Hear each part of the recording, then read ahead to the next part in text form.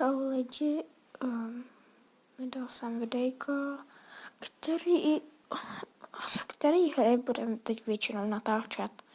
Tak se omlouvám za nějaký drobný protože nebudu moc natáčet.